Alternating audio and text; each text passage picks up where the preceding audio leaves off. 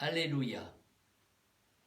Pendant 40 jours, nous n'avons pas prononcé le mot. Et aujourd'hui, dans toutes les langues du monde, avec les différents accents, nous disons et chantons Alléluia.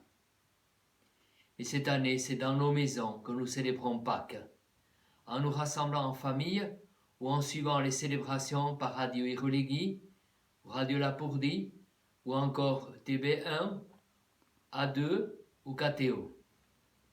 Où que nous soyons, accueillons l'Évangile selon saint Matthieu, au chapitre 28.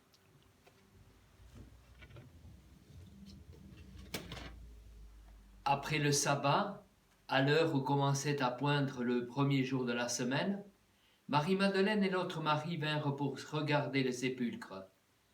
Et voilà qu'il y eut un grand tremblement de terre. L'ange du Seigneur descendit du ciel, vint rouler la pierre et s'assit dessus. Il avait l'aspect de l'éclair, et son vêtement était blanc comme neige. Les gardes, dans la crainte qu'ils éprouvèrent, se mirent à trembler et devinrent comme morts. L'ange prit la parole et dit aux femmes, « Vous, soyez sans crainte. Je sais que vous cherchez Jésus le crucifié. Il n'est pas ici, car il est ressuscité comme il l'avait dit. Venez voir l'endroit où il reposait. Puis vite allez dire à ses disciples, il est ressuscité d'entre les morts, et voici qu'il vous précède en Galilée, là vous le verrez. Voilà ce que j'avais à vous dire. » Vite elles quittèrent le tombeau, remplies à la fois de crainte et d'une grande joie. Elles coururent porter la nouvelle à ses disciples. Et voici que Jésus vint à leur rencontre et leur dit, « Je vous salue. » Elles s'approchèrent, lui saisirent les pieds et se prosternèrent devant lui. Alors Jésus leur dit, « Soyez sans crainte. Allez annoncer à mes frères qu'ils doivent se rendre en Galilée, c'est là qu'ils me verront. »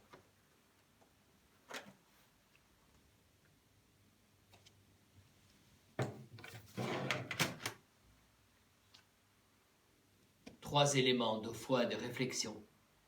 Tout d'abord, ce sont les femmes qui sont dans l'évangile de saint Matthieu, les premières à aller au tombeau pour devenir bénéficiaires missionnaires de Jésus ressuscité. L'évangéliste nous dit qu'elles étaient à la fois remplies de crainte et d'une grande joie. Aujourd'hui encore, que de femmes qui sont en première ligne dans les familles, les maisons de soins, les hôpitaux, les EHPAD, ici et dans le monde entier. Remplies de crainte pour elles-mêmes, leur famille et les soigner, mais aussi remplies d'une grande joie. C'est le cadeau de la fraternité humaine, de la solidarité, et aussi cadeau du ressuscité, celui qui nous accompagne et nous attire. Deuxième réflexion, ces femmes deviennent missionnaires, elles partagent la rencontre avec le ressuscité venu à leur rencontre. Elles le partagent aux apôtres, premières missionnaires encore aujourd'hui. Notre foi est une joie, une espérance qui brille depuis 2000 ans, et pour chacun de nous depuis notre naissance, même si parfois les ténèbres de la maladie, de la contagion, de la mort nous entourent et nous font peur. Mais dans le mur de la mort, une brèche est ouverte. Le ressuscité nous précède. En regardant nos vies, retenons que le ressuscité par son Esprit Saint nous attire, nous accompagne et nous pousse en avant. Et enfin, ne soyons pas dupes, l'argent est encore un faux Dieu.